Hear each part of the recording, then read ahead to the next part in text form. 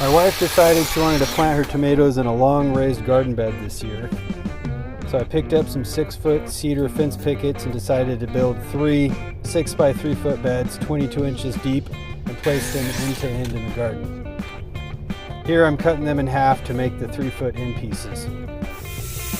I decided to rip 6-foot pressure treated 2x4s in half and then cut them into 22-inch pieces for the corners and the braces. I placed the 4 6-foot pickets on the 16.5-inch pieces that I cut out of the 2x4s, or I'm sorry, the 22-inch pieces that I cut out of the 2x4s, so that there's one at each end and one in the middle. The one on the ends will be the corners of the box, and then the one in the middle is just to help so that it holds together and doesn't bow out from the weight of the dirt. I use stainless steel ring shank nails because stainless steel won't react with the cedar.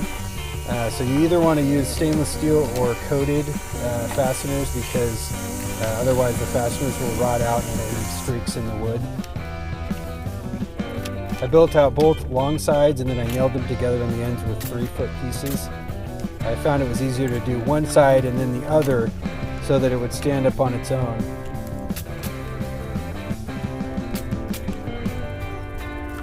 Kind of making a corner and then moving to the other side and putting the other long side on. Once that was done, I moved to the other end and finished the box. I had to slide it back because I was kind of floating in the air here.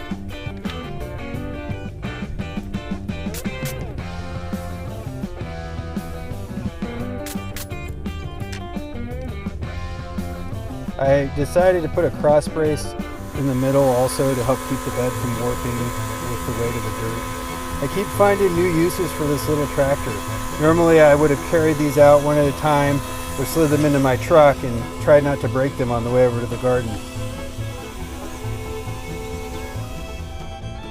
I got them all set on landscape fabric end to end in the garden. With all 3 of them basically makes for an 18-foot by 3-foot bed for tomatoes.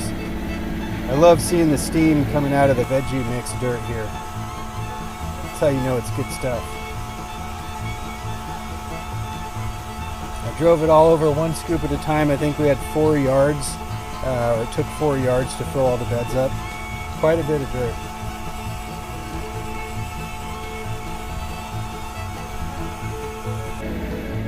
Once that was done, I went back and picked up the tomato plants and brought them out to the garden.